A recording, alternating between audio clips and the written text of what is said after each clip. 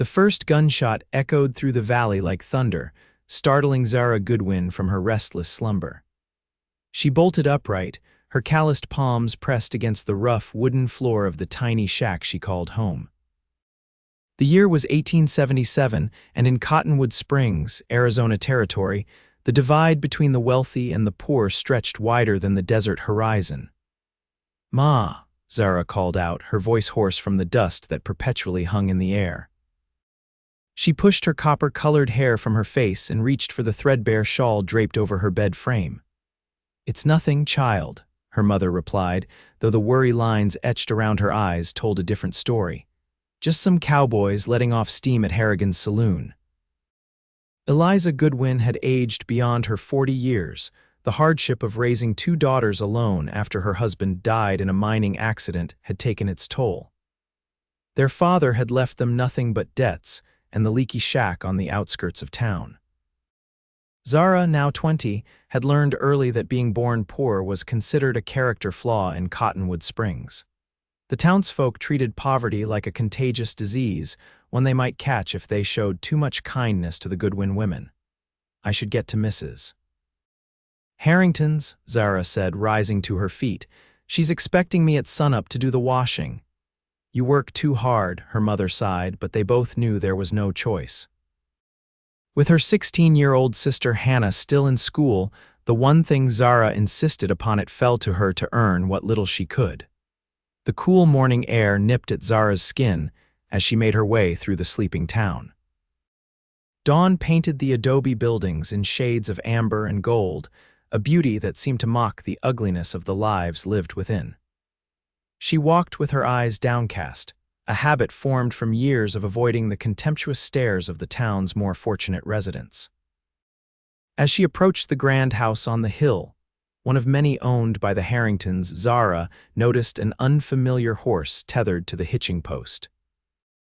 Tall and muscular with a chestnut coat that gleamed in the morning light, the animal exuded the same quiet confidence as its rider, who emerged from the house just as Zara reached the servants' entrance. He stood over 6 feet tall, with broad shoulders and a lean waist. His face, partially hidden beneath the brim of a well-worn Stetson, was tanned and weathered but youthful. Zara guessed he couldn't be much older than 25. When he turned, she caught the piercing blue of his eyes, a startling contrast to his sun-darkened skin. "Miss," he acknowledged with a tip of his hat, his voice deep and measured. Zara ducked her head and murmured a greeting, stepping aside to let him pass. But instead of mounting his horse, the stranger paused. "You work for the Harringtons?" he asked. "Yes, sir, just the washing and some mending." He nodded thoughtfully. "Name's Jake Sloan. I've been hired to manage the Rocking H, Mr. Harrington's new ranch property." Zara's eyes widened slightly. The Rocking H was 30,000 acres of prime grazing land that Harrington had recently acquired or swindled, depending on who told the story. "I'm Zara Goodwin," she replied, unsure why this man was bothering with introductions to a washerwoman. "Goodwin," he repeated, as if testing the name. "Any relation to Thomas Goodwin? Used to work the Blue Canyon mine." A lump formed in Zara's throat. "My father," she said softly. Jake Sloan's expression softened. "He was a good man, saved my uncle's life during the collapse of '68. Before Zara could respond, the front door swung open and Victoria Harrington appeared, her silk morning robe trailing behind her like a monarch's cape. "Mr. Sloan, I thought you'd left," she called, her voice dripping with honey. Then her gaze fell on Zara and her expression soured. "Oh. You're here? Use the back door in the future, girl. I don't want dirt tracked through my foyer." Zara bit her tongue and nodded, acutely aware of Jake Sloan's eyes on her. "Mrs. Harrington," he said, his tone cooler than it had been moments before, "Miss Goodwin and I were just getting acquainted." Her father was a hero at Blue Canyon. Victoria's laugh was like glass shattering. "A hero? Is that what they're calling drunk miners these days? Girl, the laundry won't wash itself. Mr. Sloan, my husband expects your report on the cattle drive by week's end." With that, she disappeared inside, leaving an uncomfortable silence in her wake. "I should go," Zara mumbled, embarrassment burning her cheeks. She's wrong about your father, Jake said quietly, and about a lot of other things, I suspect. Their eyes met briefly, and something electric passed between them before Zara broke the connection, hurrying toward the back of the house with her head down and her heart unexpectedly racing. The laundry room was stifling despite the early hour. Zara worked mechanically, scrubbing fine linens and delicate garments that cost more than she earned in a month. Her thoughts kept drifting to Jake Sloan, to his kind words about her father and the way he'd looked at her, not through her. Daydreaming again, Zara, the sharp voice of Mrs. Patterson, the housekeeper, cut through her reverie. Mrs. Harrington wants these sheets dried and pressed before the garden party tomorrow. Yes, madam, Zara replied, plunging her hands back into the soapy water, and she says you're to help serve at the party. One of the kitchen girls is down with fever. Zara's stomach tightened. Serving meant facing the town's elite up close, enduring their dismissive glances and whispered comments about Goodwin's girl and how she'd inherited her station along with her looks.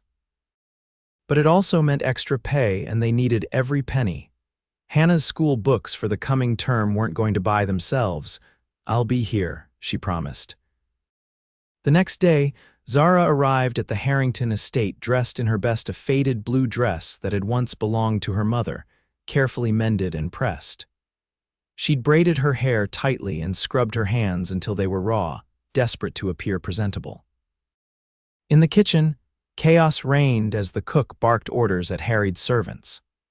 Zara was handed a tray of champagne flutes and directed to the garden, where dozens of Cottonwood Springs' wealthiest residents mingled beneath paper lanterns strung from tree to tree.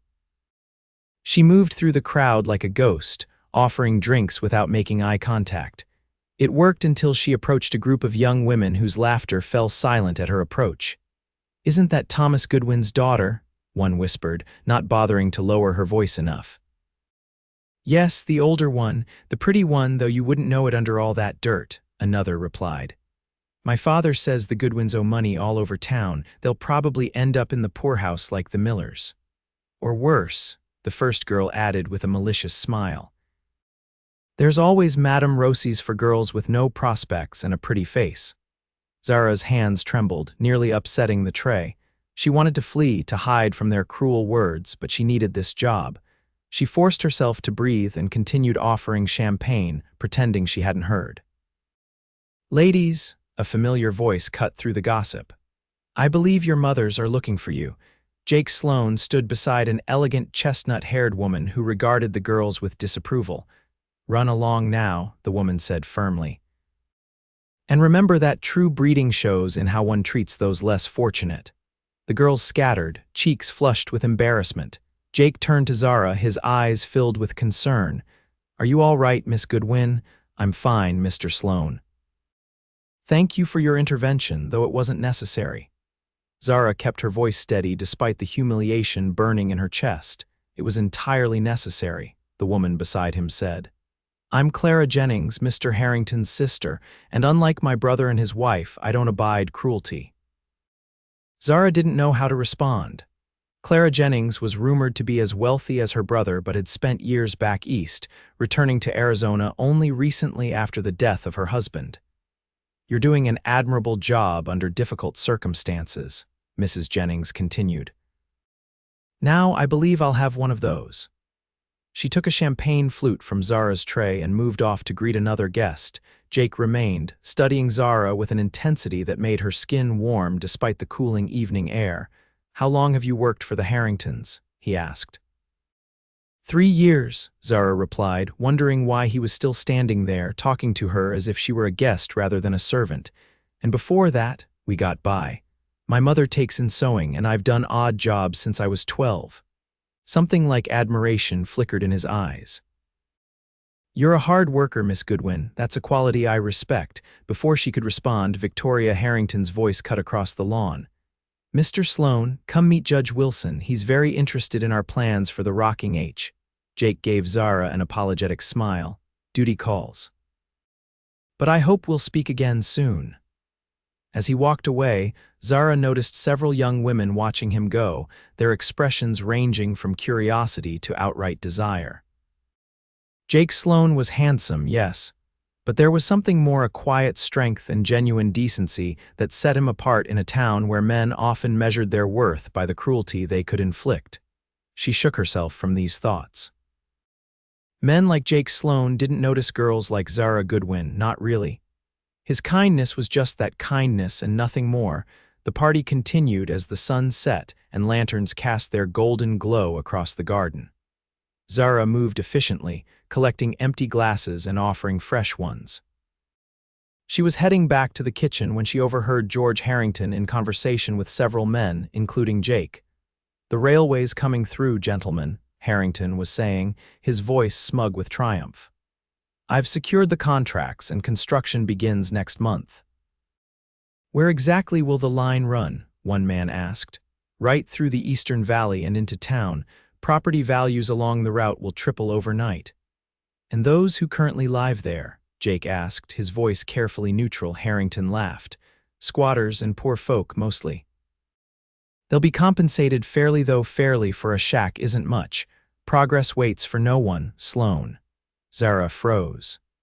The Eastern Valley included the patch of land where their home stood, land her father had claimed legally, though they'd never been able to afford the proper deed. "If the railway came through." "Ah, perfect timing," Harrington said, spotting Zara. "More champagne, gentlemen, a toast to progress and prosperity." The men raised their glasses, all except Jake, who was watching Zara with concerned eyes. He'd understood exactly what Harrington's plans meant for her family. Zara managed to keep her composure until the party ended and the last guest departed. As she helped clear away glasses and plates, Mrs. Patterson approached with an envelope. "Your pay," she said, "and Mrs. Harrington says to come back day after tomorrow. There's mending to be done." Zara nodded, slipping the envelope into her pocket. It felt lighter than usual, but she was too weary to count it now. All she wanted was to get home and warn her mother about the railway. The night was dark as she started the long walk home, the distant howl of coyotes punctuating the silence. She was halfway there when hoofbeats approached from behind, and she stepped quickly off the road, heart pounding. "Miss Goodwin," Jake Sloan called softly, bringing his horse to a halt beside her. "It's not safe for you to be walking alone at this hour." "I don't have much choice, Mr. Sloan," she replied, fatigue making her bolder than usual. "Let me accompany you home," he offered. "Or better yet, let me give you a ride." He extended his hand down to her. Zara hesitated. Being seen with Jake might invite more gossip, but her feet ached, and the thought of climbing onto that magnificent horse was tempting. "Thank you," she said finally, taking his hand. With surprising strength, he lifted her up to sit sideways in front of him, his arm secure around her waist. The intimacy of the position made her breath catch, but Jake was the perfect gentleman as he guided the horse toward the Eastern Valley. "I heard what Mr. Harrington said about the railway," he said after a moment. "Your home is in the path." "Yes," Zara admitted. "The land was my father's claim, but we've never had enough for the official deed. I don't know what we'll do if they force us out." Jake was silent for a long moment. "Harrington isn't known for his generosity, but there might be legal recourse, squatters' rights, perhaps." "We're not squatters," Zara said firmly. "My father worked that land. He built our home with his own hands." "I didn't mean to offend," Jake said quickly. "I only meant that the law sometimes protects those who have occupied land for many years, deed or no." The sincerity in his voice soothed her indignation. "I'm sorry, it's just that home is all we have left of him." They rode in companionable silence until they reached the small shack with its crooked chimney and patched roof. A single candle burned in the window, her mother waiting up for her. Jake dismounted first, then reached up to help Zara down, his hands lingering at her waist a moment longer than necessary. In the moonlight, his face was half shadow, half silver, and more handsome than any man had a right to be. "Thank you for the ride, Mr. Sloan," she said, suddenly shy. "Jake," he corrected, "and it was my pleasure, Zara." The way he said her name, soft and reverent, sent a shiver through her that had nothing to do with the night chill. The door of the shack opened, and Eliza Goodwin appeared, concern etched on her face. "Zara, is everything all right?" "Yes, Ma." "This is Mr. Sloan, Jake. He works for Mr. Harrington and was kind enough to see me home safely." Jake removed his hat and bowed slightly to Eliza. "Madam, it's an honor to meet Thomas Goodwin's widow." Eliza's expression softened. "You knew my husband by reputation, madam." He was respected among miners for his integrity and courage. Tears shimmered in Eliza's eyes. "Would you like to come in for some coffee, Mr. Sloan? It's not fancy, but it's hot." Jake smiled. "Another time, perhaps. I've got an early start tomorrow. But I'd be honored to call again if that would be acceptable." The question was directed at both women, but his eyes were on Zara, clear and questioning. She found herself nodding before she could consider the wisdom of it. "That would be nice," she said softly. With another tip of his hat, Jake mounted his horse. "Ladies, good night." As they watched him ride away, Eliza turned to her daughter with a knowing look. "He seems like a good man." "He is," Zara said, then sighed. "But Ma, I heard something at the party tonight about the railway." Inside, by the light of the single candle, Zara explained what she'd overheard. Eliza's face grew more drawn with each word. "They can't just take our home," she said finally. "Can they? I don't know," Zara admitted. But Mr. Sloan suggested there might be legal protections. "Squatters' rights, he called it." "We're not squatters," Eliza said indignantly. Zara smiled despite her worry. "That's what I told him." Her mother reached across the table to squeeze her hand. "We'll figure something out, Zara, we always do." But as Zara lay in bed that night, listening to the wind whistle through the cracks in the walls, she wondered how much longer their luck would hold. And she wondered about Jake Sloan, about the kindness in his eyes and the strength in his hands, and why a man who worked for George Harrington would concern himself with the welfare of a washerwoman and her family. The next morning dawned clear and cool, a perfect Arizona autumn day. Zara rose early to tend the small vegetable garden behind their home while her mother prepared breakfast. Hannah, her face still soft with sleep, joined them at the rickety table. "I heard voices last night," she said, accepting a cup of thin coffee. "Was someone here?" "Mr. Sloan from the Rocking H escorted your sister home," Eliza said with a meaningful glance at Zara. "Very handsome gentleman." Hannah's eyes widened. "The new foreman, Betsy Miller, says all the girls in town are swooning over him." "He was just being polite," Zara insisted, though the memory of his hand at her waist made her cheeks warm. "Well, polite or not, it's nice to know there are still gentlemen in this world," Eliza said. "Now eat up, Hannah, you'll be late for school." As Hannah gathered her books, a knock at the door startled all three women. Visitors to the Goodwin home were rare, especially this early. Zara opened the door to find Jake standing there, hat in hand, looking freshly shaven and slightly nervous. "Mr. Sloan," she said, surprised. "Good morning." "Miss Goodwin," he replied, "I hope I'm not intruding." "Not at all," Eliza called from inside. "Please come in." Jake ducked his head to enter the low doorway, his presence somehow making the small space seem even smaller. Hannah stared openly until her mother nudged her. "This is my younger daughter, Hannah," Eliza said. "Hannah, say hello to Mr. Sloan." "Hello," Hannah managed, her face flushed with adolescent embarrassment. "Pleased to meet you, Miss Hannah," Jake said with a smile. "Your sister tells me you're quite the scholar." Hannah beamed under his attention while Zara wondered when she'd mentioned her sister's academic pursuits to Jake. "I've come with some information," Jake said, addressing Eliza directly. "About the railway situation." Eliza gestured to the table. "Please sit." "Hannah, you'd best get going or you'll be late." After Hannah had left, Eliza poured Jake a cup of coffee, apologizing for its weakness. "Sugar is a luxury these days," she explained. "It's perfect, madam," he assured her, then placed a folded document on the table. "This is a copy of the territorial homesteading laws. I spoke with a lawyer friend in Prescott last night by telegraph," he added, seeing their surprised expressions. "According to him, you likely have a valid claim under the law, having occupied and improved the land for more than 5 years." Hope flared in Zara's chest. "So they can't just force us out?" "Not without due process and fair compensation at the very least," Jake confirmed. "But it would help to have the testimony of others who knew your father claimed this land legally." "Sheriff Donovan might remember," Eliza said thoughtfully. And Jeremiah Webster at the general store. Thomas did business with him for years. Good, Jake nodded. I can speak with them today with your permission. Zara studied him, puzzled by his involvement. Why are you helping us, Mr. Sloan? You work for Harrington. Jake met her gaze steadily. I work for Harrington, yes, but I don't agree with all his methods. Your father saved my uncle's life, Miss Goodwin. I owe a debt to his family. It was a reasonable explanation, but something in Jake's eyes suggested there was more to it, something he wasn't ready to share. We're grateful for your help, Eliza said. However it comes about. Jake finished his coffee and stood. I should get to the ranch. But I'll return when I have news from the sheriff and Mr. Webster. At the door, he paused, looking at Zara. The church social is this Sunday. Would your family consider attending as my guests? The invitation took Zara's breath away.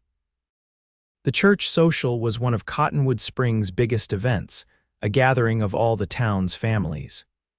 The Goodwins had stopped attending years ago, tired of the sidelong glances and whispered comments.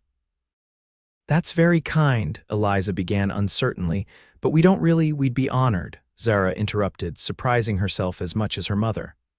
Wouldn't we, Ma? Eliza looked between her daughter and Jake, understanding dawning in her eyes. Yes, she said slowly.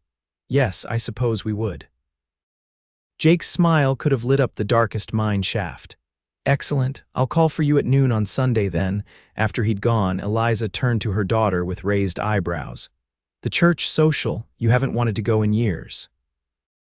Maybe it's time we stopped hiding, Zara said, though her stomach twisted at the thought of facing the town's judgment. Besides, with Mr. Sloan there, perhaps people will be more civil. Perhaps, Eliza agreed, or perhaps you simply want to spend more time with a certain handsome cowboy. Zara couldn't deny it, not even to herself. The next few days passed in a blur of work and anticipation. Zara returned to the Harrington estate to do the mending, enduring Victoria's cold stares and pointed comments about people who don't know their place. She noticed that her pay envelope had indeed been lighter. Victoria had deducted the cost of a wine glass broken during the party, though Zara knew she hadn't broken anything. On Sunday morning, the Goodwin women dressed in their best clothes, Eliza in a navy dress she'd made herself, Hannah in a hand-me-down that had been carefully altered, and Zara in the blue dress, now adorned with a fresh white collar she'd embroidered by candlelight after long days of work. You look beautiful, Eliza said, tears in her eyes as she pinned Zara's hair up in a simple but elegant style. Your father would be so proud of the woman you've become. At precisely noon, Jake arrived driving a smart buggy pulled by his chestnut horse. He wore a dark suit that emphasized his broad shoulders, and his usually unruly hair was neatly combed. When he saw Zara, his expression of admiration made her flush with pleasure. Ladies, he said, helping each of them into the buggy, you all look lovely today. The ride to the church was short but significant. People turned to stare as Jake Sloan, the eligible new foreman of the Rocking H, drove through town with the Goodwin women. Zara held her head high, determined not to show how their scrutiny affected her. At the church, Jake helped them down and offered his arm to Zara, a clear statement to anyone watching that she was his chosen companion. Whispers followed them into the building, but Zara barely noticed, too aware of Jake's solid presence beside her. The service was followed by a picnic on the church grounds. Jake secured a place for them under a large cottonwood tree and went to fetch food, leaving the Goodwin women to face the curious stares alone. Eliza Goodwin, is that you? A plump woman in a purple dress approached. It's been an age since you've graced us with your presence. Hello, Margaret, Eliza said cautiously. Yes, it has been some time, and these must be your girls. My, how they've grown, Margaret said, her gaze lingering on Zara. I hear you've caught the eye of Mr. Sloan. Quite a catch if the rumors are true. Before Zara could respond, another woman joined them, thin and sharp-featured. Indeed, though one wonders what a man of his standing sees in a girl from the shanty town, she said with false sweetness. Perhaps he doesn't know about your circumstances. Zara's hands clenched in her lap. Mr. Sloan is fully aware of our situation, Mrs. Peterson. He values honesty and hard work above material wealth. Mrs. Peterson's eyes narrowed. How charming. Well, we shall see how long his fascination lasts once he's better acquainted with the society Cottonwood Springs has to offer. As if summoned by the tension, Jake returned with plates of food, his expression darkening as he assessed the situation. "Ladies," he said coolly to Margaret and Mrs. Peterson, "I trust you're not monopolizing the Goodwins' attention. There are many people eager to reacquaint themselves with such a respected family." The women retreated, muttering to each other, while Jake sat beside Zara, his shoulder touching hers in a subtle show of support. "Don't let them bother you," he said quietly. "People like that measure worth by the size of a bank account, not the content of a character." "I'm used to it," Zara replied, though the sting of their words remained. "You shouldn't have to be," Jake said with unexpected vehemence. The afternoon proceeded more pleasantly after that. Hannah found friends from school, Eliza reconnected with women she'd once been close to, and Zara found herself the center of Jake's attentive care. He introduced her to his friends, mostly ranch hands and shopkeepers, solid working folk who treated her with genuine respect. As the sun began to set, music started up, a fiddle, guitar, and harmonica playing lively tunes. Couples formed for dancing on the grass, and to Zara's surprise, Jake held out his hand to her. "May I have this dance, Miss Goodwin?" She hesitated only a moment before placing her hand in his. "I should warn you, I'm not much of a dancer." His smile was warm as summer. "Then I'll lead and you can follow." He was a good dancer, guiding her with gentle pressure at her waist and hand. Zara soon found the rhythm, laughing as he twirled her around the makeshift dance floor. She was aware of eyes on them, some curious, some envious, some disapproving, but for once she didn't care.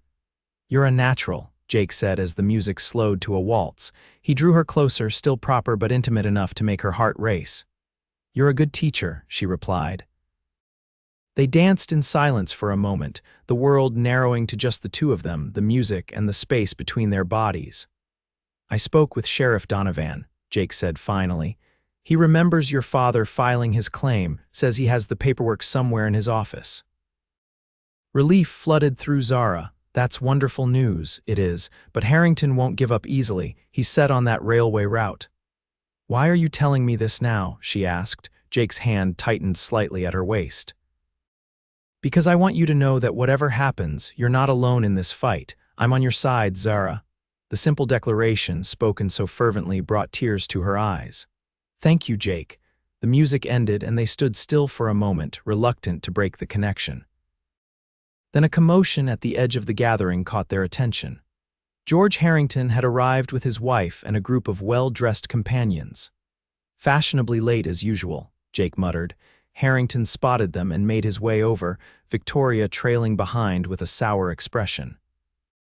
"Sloan, there you are, and with—" His eyes fell on Zara, recognition dawning. "Miss Goodwin, isn't it one of our staff?" "Mr. Harrington," Zara acknowledged with as much dignity as she could muster. "I didn't realize you two were acquainted beyond business," Harrington continued, his gaze shrewd. "Miss Goodwin and I have become friends," Jake said evenly. "Her father was a respected miner who saved my uncle's life years ago." Victoria sniffed. "How touching. Though I must say, Mr. Sloan, there are many young ladies of good family who would welcome your attention. The miller's daughter Caroline, for instance, or Judge Wilson's niece." Jake's smile was polite but cold. "I prefer to choose my own companions, Mrs. Harrington. And I find Miss Goodwin's company most agreeable."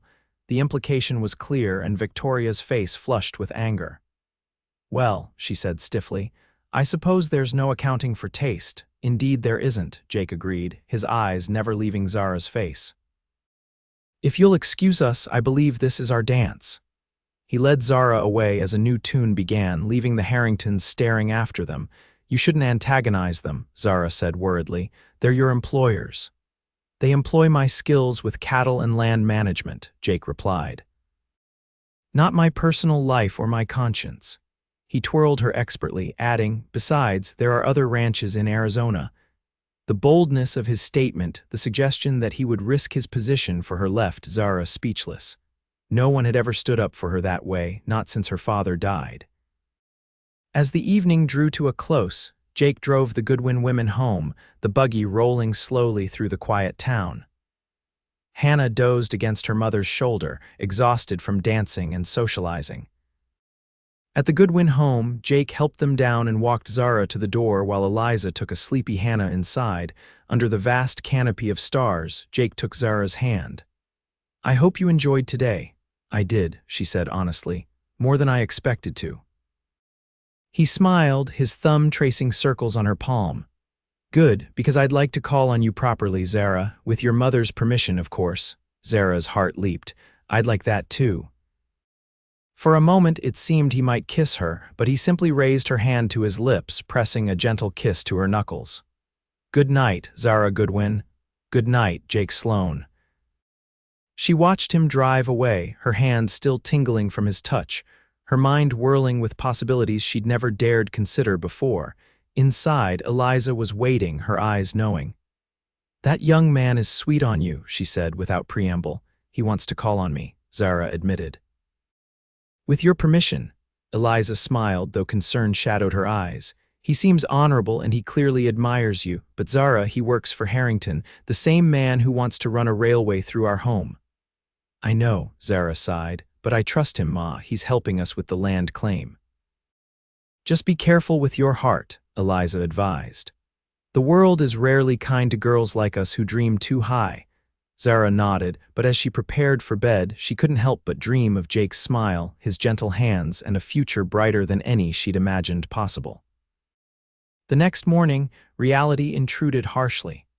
A messenger arrived from the Harringtons, not requesting Zara's services as usual, but delivering a letter. Inside was a week's wages and a terse note from Mrs. Harrington stating that Zara's services would no longer be required. Eliza read the note over Zara's shoulder and put her arms around her daughter. "I'm so sorry, sweetheart." "It's because of Jake," Zara said, anger replacing her initial shock. "They saw us together at the social and decided to punish me. What will we do?" Hannah asked from the doorway, her young face creased with worry. "Winter's coming and without your wages." "We'll manage," Zara said firmly, though her mind raced with calculations. Without her income from the Harringtons, they would struggle to afford Hannah's school books, not to mention food and coal for the winter. "I can leave school," Hannah offered. "Find work at the hotel or no," Zara cut her off. "You're staying in school, I'll find other work." But as the day wore on, it became clear that the Harringtons' influence extended far beyond their estate. Zara went from house to house, offering her services as a laundress or maid, only to be turned away with apologetic smiles or cold refusals. By late afternoon, exhausted and disheartened, she found herself at Jeremiah Webster's general store. The old man had always been kind to the Goodwin family, extending credit when times were tough and slipping extra sugar or coffee into their parcels.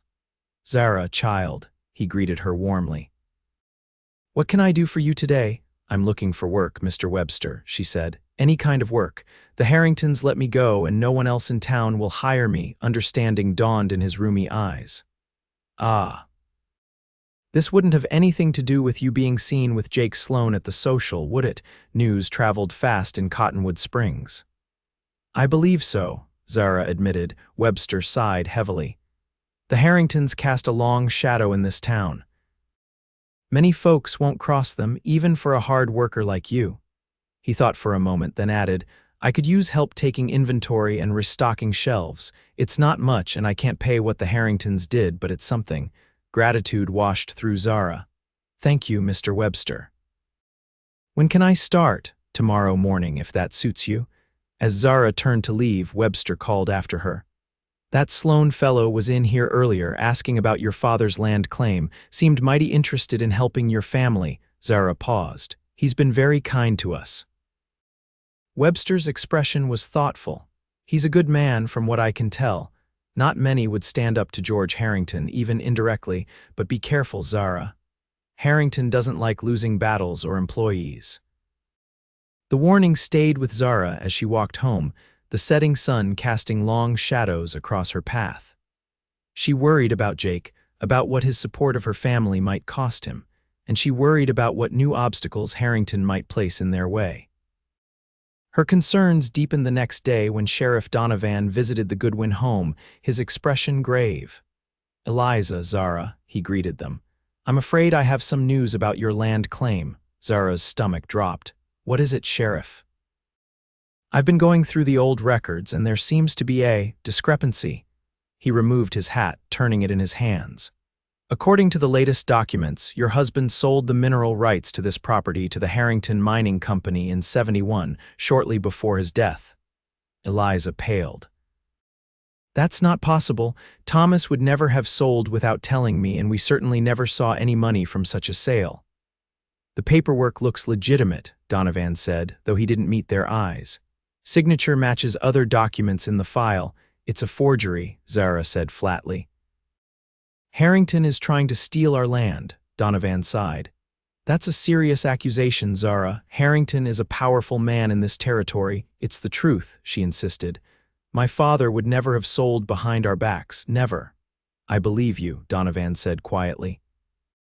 "But belief isn't proof, and Harrington has the documentation. He's filed for eviction based on the railway's right-of-way combined with his ownership of the mineral rights. You have 2 weeks to vacate." The news hit Zara like a physical blow. 2 weeks. 2 weeks to find a new home, to pack up the memories of a lifetime, to uproot her family from the only security they'd known. "There must be something we can do," she said desperately.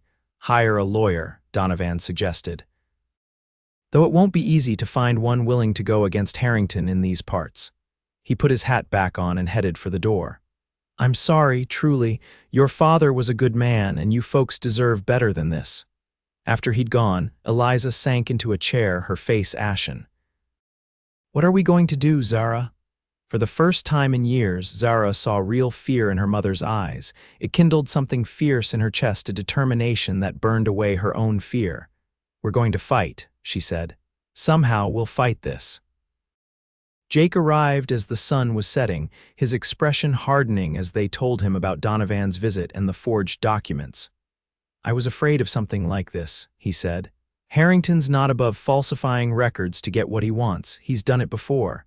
But how do we prove it?" Zara asked. "It's our word against his documents." Jake paced the small room, thinking.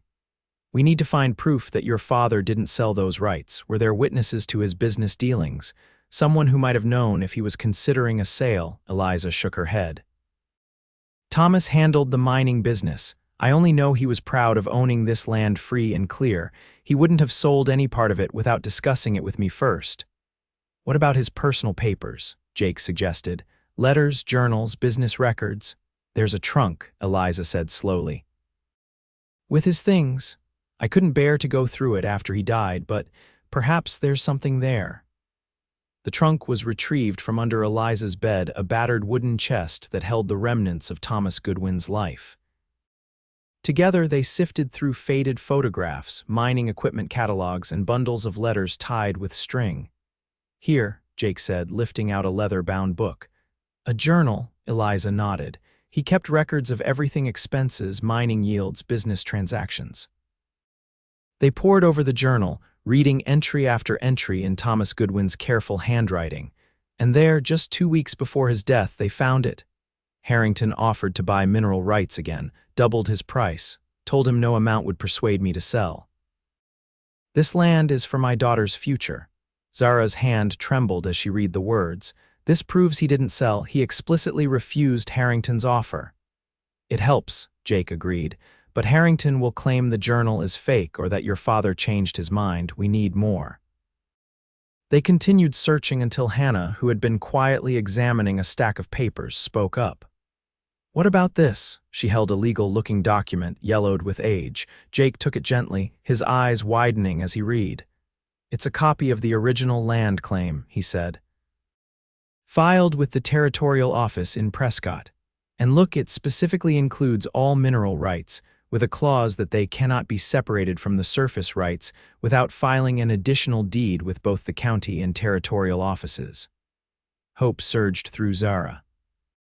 "So even if Harrington forged a sale document, it wouldn't be valid unless it was registered in both offices," Jake finished. "And I doubt he went to the trouble of forging records in Prescott." So we need to check the territorial records, Zara said. Jake nodded. I'll go to Prescott tomorrow. It's a 2-day ride, but if the records there are clean, we'll have proof the sale is fraudulent. Eliza clutched the journal to her chest. Thank you, Jake. I don't know why you're doing all this for us, but we're grateful. Jake's eyes found Zara's. I think you know why, Mrs. Goodwin. The simple statement, laden with meaning, made Zara's heart skip a beat. Eliza saw the look that passed between them and tactfully suggested that Hannah help her prepare some coffee. Alone for a moment, Jake took Zara's hands in his. I meant what I said. I want to help because I care about you, Zara, more than I thought possible in such a short time. I care about you too, she admitted, but I'm afraid, Jake, Harrington is your employer if he finds out you're helping us. Let me worry about Harrington, Jake said firmly. Right now, our priority is saving your home. Our priority, Zara repeated softly, warming at his use of our. Jake squeezed her hands. Yes, our priority, we're in this together. The next morning, Jake departed for Prescott with the original land claim document, promising to return as quickly as possible. The days of his absence stretched endlessly for Zara, filled with worry and the practical concerns of preparing for possible eviction while hoping it wouldn't come to that. She continued working at Webster's store, grateful for the income however small. The old storekeeper became a steadfast ally, spreading the word about Harrington's underhanded tactics and rallying support among the townspeople who weren't directly dependent on Harrington's goodwill. 4 days after Jake's departure, Zara was arranging a display of canned goods when the bell above the store door jingled. She looked up to see Victoria Harrington, elegant in a burgundy traveling suit, regarding her with cold disdain. Miss Goodwin, she said. How industrious you are, Mrs. Harrington, Zara replied evenly. What can I help you with today? Victoria removed her gloves slowly. I think you know why I'm here. It concerns your relationship with Mr. Sloan. Zara steeled herself. My friendship with Mr. Sloan is hardly your concern, Mrs. Harrington. It becomes my concern when it interferes with his duties to the Rocking H, Victoria countered. My husband hired him for his expertise, not to champion lost causes or dally with unsuitable young women. Anger flared in Zara's chest. Is there something specific you wanted, Mrs. Harrington? Mr. Webster pays me to work, not chat. Victoria's eyes narrowed. Direct, aren't you? Very well. Stay away from Jake Sloan. He has a promising future that would be utterly ruined by an association with someone of your background. You have nothing to offer him except scandal and the burden of your poverty. The words struck like physical blows, but Zara refused to show how deeply they wounded her. Mr. Sloan makes his own choices, Mrs. Harrington, as do I. Does he? Victoria smiled thinly. Perhaps. But choices have consequences. Your little family is already facing eviction. I'd hate to see what other misfortunes might befall you should you continue to distract our foreman from his duties. The threat hung in the air between them, unmistakable in its intent. Now, Victoria continued briskly, I need a pound of coffee beans and some of those peppermint sticks for my niece. Zara filled the order mechanically, her mind whirling with the implications of Victoria's words. When the transaction was complete, Victoria paused at the door. Consider carefully, Miss Goodwin. A smart girl knows when to accept defeat gracefully. After she left, Zara sagged against the counter, Victoria's words echoing in her mind. Was she being selfish? Was her attachment to Jake putting her family at greater risk? Don't let that woman get under your skin, Webster said, emerging from the storeroom. She's been spreading poison since she was a girl. But what if she's right? Zara asked quietly.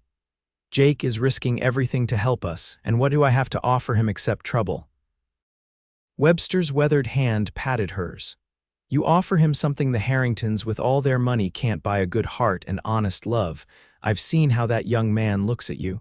Don't undervalue yourself just because others do. His words comforted her, but doubt lingered.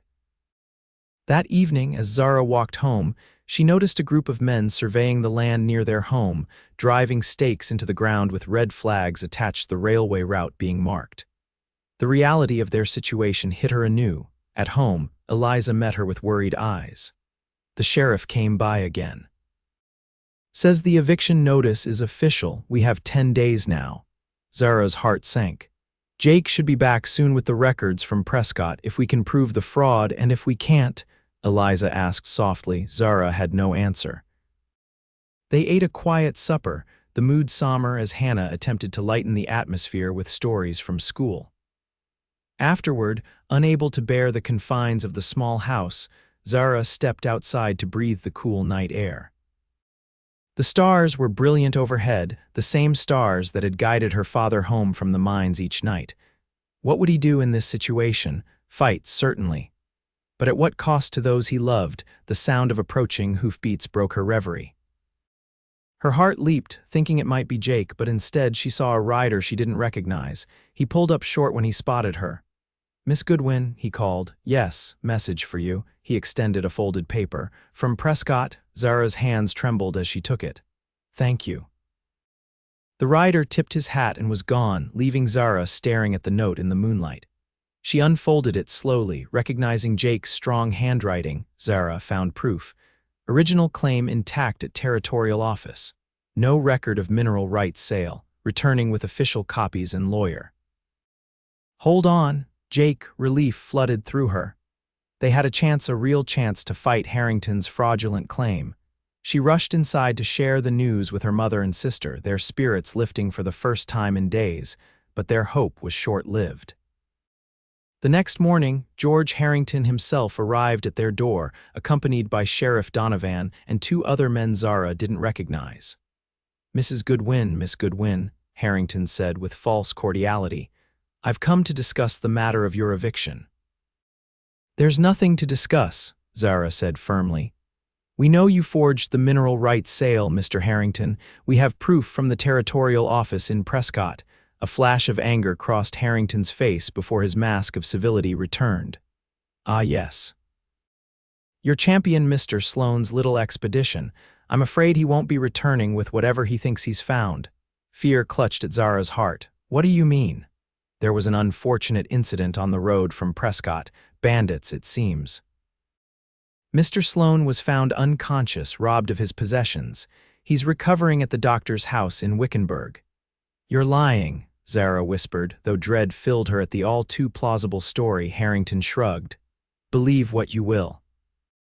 The fact remains you have no proof, and my railway is coming through. However, I'm not an unreasonable man.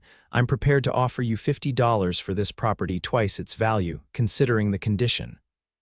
"This land is worth far more than that," Eliza objected. "And it's not for sale at any price." "I'm afraid you misunderstand, Mrs. Goodwin. I'm not asking." Harrington nodded to the men with him. "These gentlemen represent the Arizona Territorial Railway Commission. They have the authority to seize property for the public good." "The public good?" Zara repeated incredulously. "Or your profit." Harrington's smile didn't reach his eyes. "In this case they happen to align. You have 1 week to accept my offer and vacate peacefully, or the commission will take the land without compensation." "Good day, ladies." After they left, Zara grabbed her shawl. "I'm going to Wickenburg," she announced. "I need to find Jake." "Zara, it's 30 miles, Eliza protested. "And what if Harrington was telling the truth? What if there were bandits?" "Then I'll bring Jake home to recover here," Zara said determinedly. "But I don't believe Harrington. This is too convenient." Webster agreed to loan her his old mare, and by mid-morning Zara was on the road to Wickenburg, fear and determination driving her forward. The journey was long and dusty, the October sun beating down mercilessly. She reached the small town as dusk was falling, her body aching from the unaccustomed hours in the saddle. The doctor's house was easy to find, a whitewashed building with a red cross painted on the door. Zara's heart pounded as she knocked, praying that Jake was indeed there and alive. A tired-looking woman in her 50s answered. "Yes, I'm looking for Jake Sloan," Zara said. "I was told he was brought here after being attacked on the road from Prescott." The woman frowned. "There's been no Jake Sloan here, miss. The only patient we've had this week is old Mr. Daniels with his gout." Relief and fresh worry warred in Zara's chest. "So there was no man brought in with injuries from a robbery?" "No, miss, nothing of the sort." Harrington had lied as she'd suspected, but where was Jake? And why had Harrington felt the need to concoct such a story? With no money for a hotel room, Zara spent an uncomfortable night in the church vestibule, the kindly pastor's wife providing a blanket and some bread and cheese. At first light, she was back on the road, this time heading for Prescott. If Jake had found proof at the territorial office, perhaps she could retrieve the same information. The journey to Prescott took another full day, the terrain growing more rugged and the air cooler as she ascended into the pine forests. By the time she reached the territorial capital, Zara was exhausted, hungry, and increasingly worried about Jake's whereabouts. The territorial offices were housed in a grand stone building at the center of town. Zara tied Webster's mare to a hitching post and straightened her dusty clothes as best she could before entering. Inside, clerks shuffled papers and citizens waited on wooden benches. "Can I help you, miss?" a young clerk asked. "I need to see the land claim records for Cottonwood Springs," Zara explained. "Specifically for a parcel claimed by Thomas Goodwin in 1865. The clerk adjusted his spectacles. "That's in the archives. Do you have authorization to view those records?" "I'm Thomas Goodwin's daughter," Zara said. "The land is my family's home." "I see," the clerk hesitated. "It's unusual, but wait here." He disappeared into a back room, returning moments later with an older man in a well-tailored suit. "Miss Goodwin, I'm Harold Jenkins, Chief Clerk of Records. My colleague tells me you're inquiring about the Goodwin claim in Cottonwood Springs." "Yes, sir. There's a dispute over whether my father sold the mineral rights before his death. I need to verify the official records." Jenkins studied her thoughtfully. "As it happens, another party was here recently making the same inquiry. A Mr. Sloan."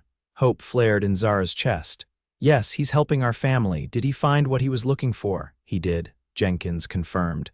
"The original claim is intact with no record of any transfer of mineral rights. He requested certified copies for legal purposes."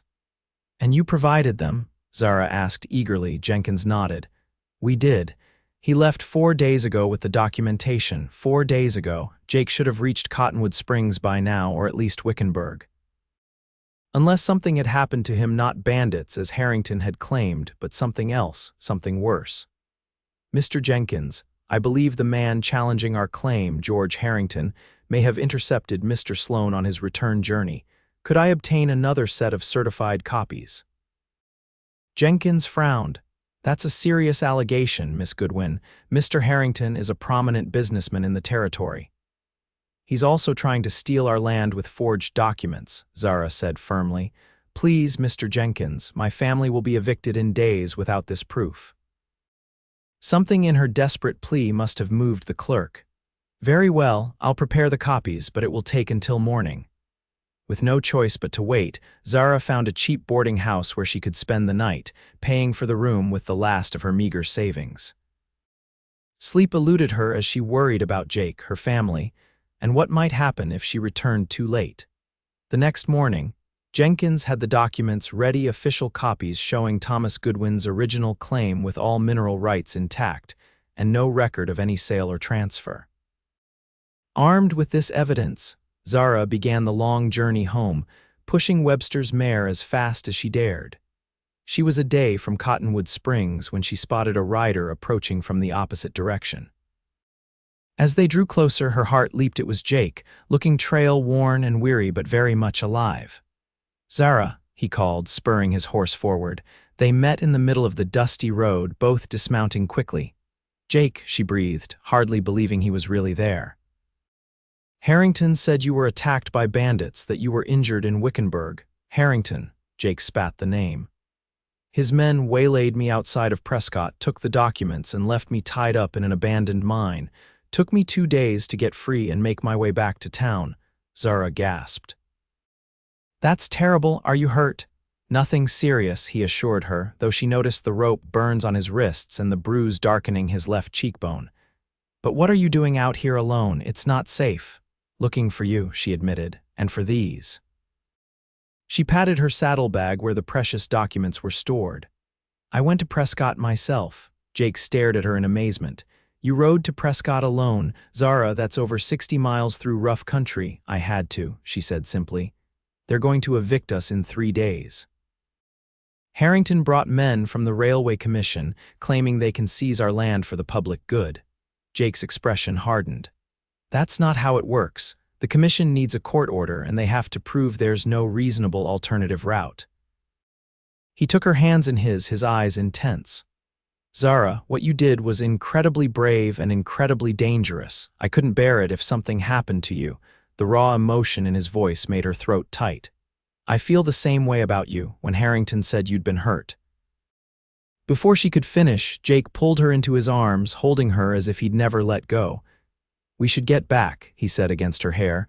There's not much time. They rode hard for Cottonwood Springs, reaching town as dusk fell the next day. The main street was unusually busy, with wagons loaded with equipment and supplies headed toward the eastern valley toward the Goodwin home. They're starting construction already, Zara said in disbelief. Before the eviction date, Jake's jaw tightened. Stay close to me. They rode directly to Sheriff Donovan's office. The lawman looked up in surprise as they entered, his eyes widening at the sight of Jake. Sloan, you're alive. Harrington said. I know what Harrington said, Jake interrupted. It was a lie, Sheriff. His men attacked me and stole territorial documents that prove he's trying to defraud the Goodwins. He placed the copies Zara had obtained on Donovan's desk. These are certified records from the territorial office showing that Thomas Goodwin never sold any mineral rights to Harrington or anyone else. The document Harrington showed you is a forgery. Donovan examined the papers, his expression grave. This is serious, Sloan. Fraud, assault, attempted theft of land. Harrington won't take these accusations lightly. They're not accusations, Zara said firmly. They're facts backed by official records. Donovan sighed.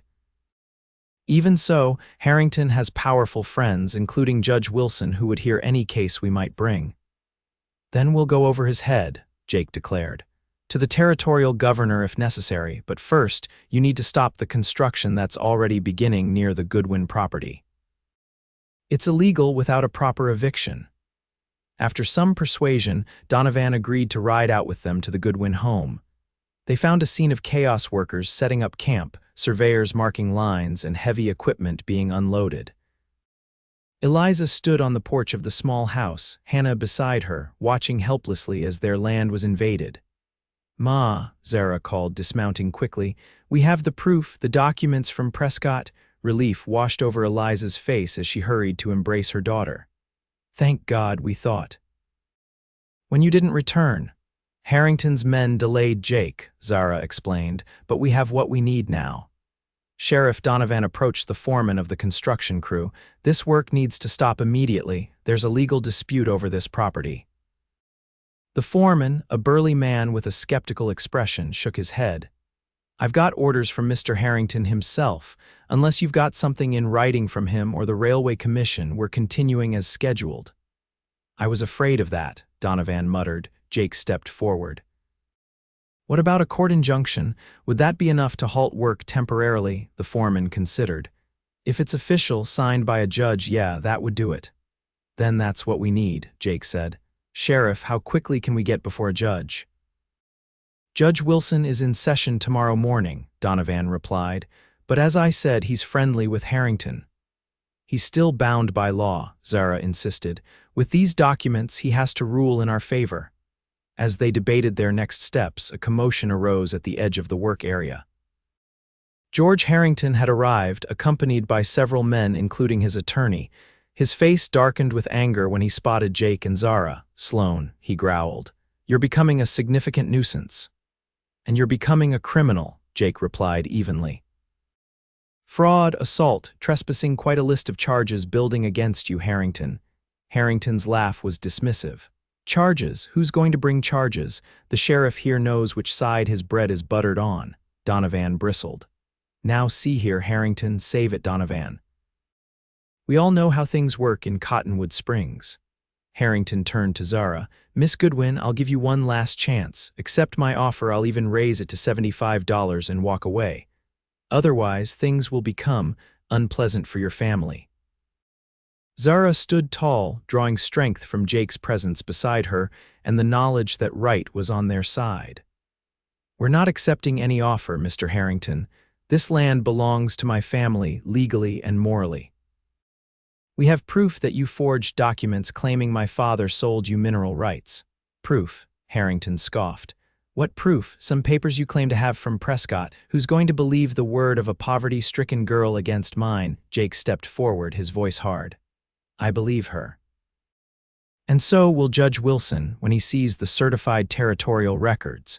And if he somehow fails to see the truth, we'll take this all the way to the governor.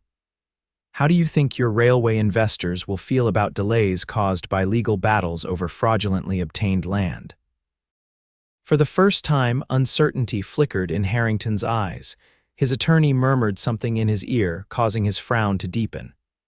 "This isn't over," he warned, then turned to the construction foreman. "Continue as planned. I want ground broken for the rail bed by tomorrow." "Mr. Harrington," Donovan called, "I have to advise against that, with evidence of a legitimate dispute." "Evidence?" Harrington sneered. "I see no evidence, only desperate claims from desperate people." He turned back to Zara, his gaze calculating. "Your father was a drunk and a fool. He died in debt, leaving you nothing but this worthless patch of dirt. You should be grateful for any offer." The cruel words stung, but Zara refused to show it. "My father was worth 10 of you, Mr. Harrington. He worked honestly for everything he had." "And died with nothing," Harrington retorted. "Is that the legacy you want, Miss Goodwin? Poverty and pride? Because that's all you'll have when this is done." It was Jake who answered, his voice ringing clear in the evening air. "Then I'll marry poverty proudly." The declaration silenced everyone. Zara turned to him in shock, uncertain she'd heard correctly. "What did you say?" Harrington demanded. Jake moved to stand beside Zara, taking her hand in his. "I said I'll marry poverty proudly. If by poverty you mean a woman of integrity, courage, and true worth." He looked directly at Zara now, his eyes filled with emotion. "I love you, Zara Goodwin. I have from the moment I saw you. If standing with you means facing Harrington and all his power, then that's what I'll do. Gladly." Tears filled Zara's eyes. "Jake," Harrington's face contorted with rage, "you're fired, Sloan, and you'll never work in this territory again. I'll see to that." "I don't work for men who build their fortunes on lies and the suffering of others," Jake replied calmly. "And as for never working again, we'll see about that." Clara Jennings stepped forward from where she had been observing quietly at the edge of the gathering. "Actually, George, I think Mr. Sloan will have excellent employment prospects." All eyes turned to her in surprise. "Clara," Harrington said irritably, "this doesn't concern you."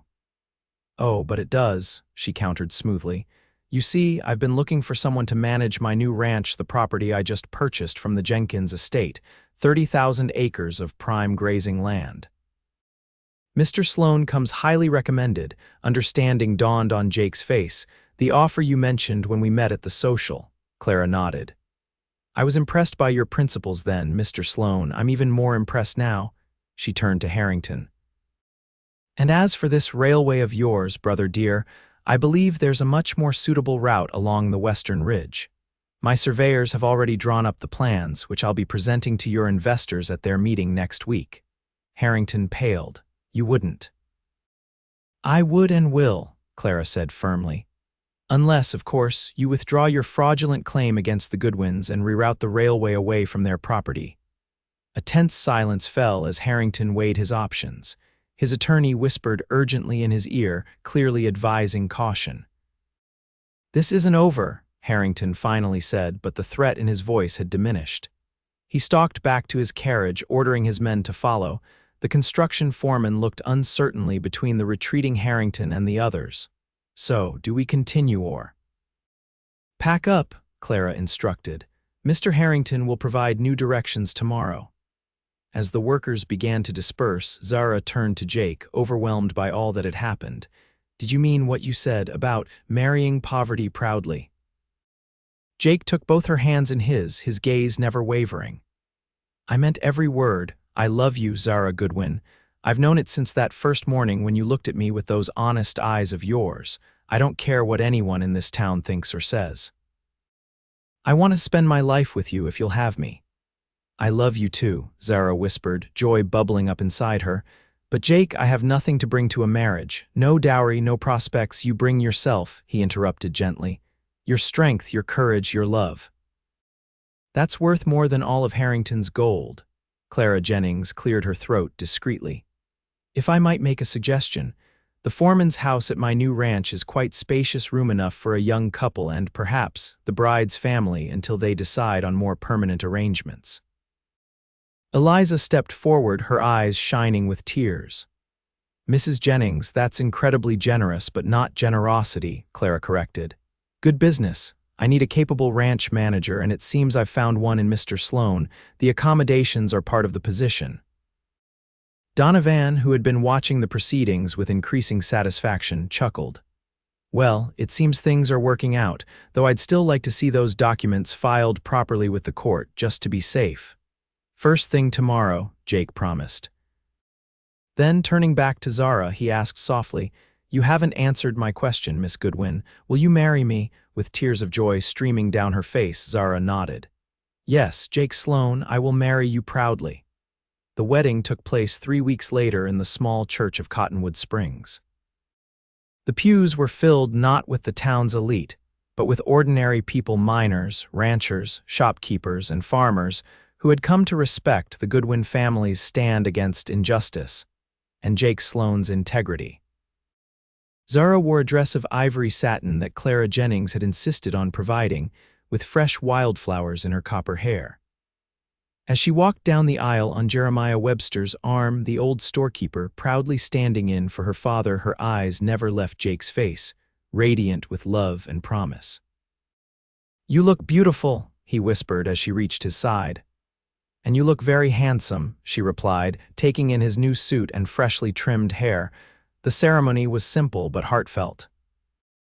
When the minister pronounced them husband and wife, Jake drew Zara into a tender kiss that spoke of devotion and years of happiness to come. At the small reception held at Clara Jennings' town house, Webster approached the newlyweds with a mysterious package. A wedding gift, he explained.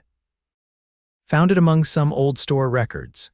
Inside was a formal deed to the Goodwin land, properly filed and registered, along with a note in Webster's shaky handwriting. Your father left this with me for safekeeping, thought it was time you had it. But why didn't you mention this before? Zara asked, astonished. Webster smiled. Timing, my dear. Sometimes things need to unfold in their own way. Later, as they prepared to leave for the Jennings ranch where they would begin their new life together, Jake drew Zara aside. Happy, Mrs. Sloan? He asked, his arms encircling her waist. Happier than I ever thought possible, she replied truthfully. Over his shoulder, she could see her mother and sister chatting with Clara Jennings, their faces bright with new hope. The future stretched before them, not perfect but full of possibility. You know, Jake said thoughtfully, Harrington was right about one thing. What's that? You did inherit something precious from your father, not poverty but principles, the courage to stand for what's right no matter the cost. Zara smiled up at her husband. And now I have someone to stand with me. Always, Jake promised, sealing his words with a kiss that held all the promise of their tomorrows. In the years that followed, the Sloans built a life rich in the things that truly mattered: love, family, friendship, and integrity. They eventually built their own home on the Goodwin land, preserving Thomas's legacy for their children and grandchildren.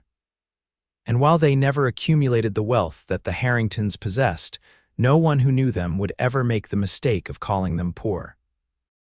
For as Jake had said on that pivotal evening when he declared his love, some treasures were worth far more than gold, and he had indeed married wealth beyond measure when he married Zara Goodwin.